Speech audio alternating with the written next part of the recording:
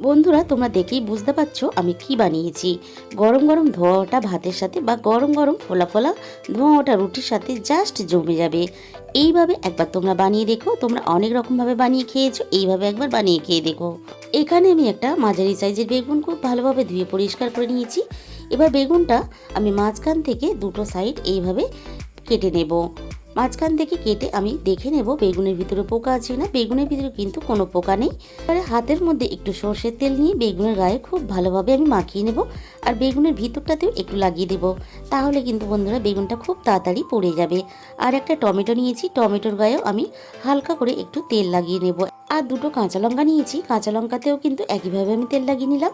এবার আমি গ্যাস জ্বালিয়ে গ্যাসের নেটের উপরে আমি বেগুনটাকে দিয়ে দিলাম। বেগুনটা একটা সাইড খুব ভালোভাবে হতে দেবো আমি এখানে। এবার অপর সাইডটা এইভাবে উল্টে পাল্টে আমি কিন্তু বেগুনটাকে খুব ভালোভাবে পুড়িয়ে নেব। বেগুনটাকে আমি ঘুরিয়ে ফিরিয়ে খুব সুন্দরভাবে পুড়িয়ে রেডি করে নিলাম। এরপরে দেখো এখানে দুটো কাঁচা লঙ্কা আর রসুন আর টমেটোটাকে আমি এইভাবে ছুরির মাথায় লাগিয়ে এগুলোকে আমি একইভাবে পুড়িয়ে নেব। সব কিছু খুব ভালোভাবে কিন্তু এখানে পুরো রেডি হয়ে গেছে আর খুব ভালোভাবে সিদ্ধ হয়ে গেছে। এবারে আমি এগুলো ছুরি থেকে আমি তুলে নিলাম। আমি এখানে বাটিতে পরিষ্কার একটু জল নিয়ে নিয়েছি। আর বেগুনটা যেহেতু গরম আছে তাই বেগুনটা হালকা করে এইভাবে একটু ঠান্ডা করে নিয়ে বেগুনটা জলে থেকে তুলে খুব ভালোভাবে আমি বেগুনের খোসাটাকে ছাড়িয়ে নেব।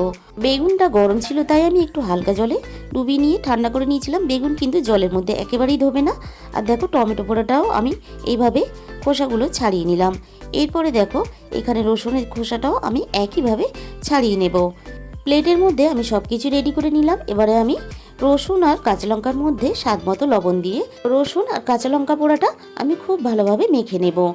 আর রসুনটা কিন্তু আমার এখানে খুব ভালোভাবে সিদ্ধ হয়ে গেছে। এইভাবেই কিন্তু সিদ্ধ করে নিতে হবে পুড়িয়ে। টমেটো পোড়াটাও আমি একইভাবে মেখে নিলাম। এবার খুব ভালোভাবে সব কিছু একসাথে আমি মেখে নেব। প্রথমে ঝালের জন্য আরও একটু আমি এখানে কাঁচা লঙ্কা কুচি দিলাম আর দিয়ে দিলাম পেঁয়াজ কুচি। এরপর আমি এখানে বেশ কিছুটা ধনেপাতা কুচি দিলাম। বেগুন পোড়ার সাথে টমেটো আর রসুন পুড়িয়ে এইভাবে একবার খেয়ে দেখো, পেট ভরবে কিন্তু মন ভরবে না। আর কথা বলতে বলতে আমি সর্ষের তেলটা দিতেই ভুলে গেছিলাম, তাই আমি এখানে সর্ষের তেলটা দিয়ে খুব ভালোভাবে বেগুনটাকে আমি মেখে নিলাম।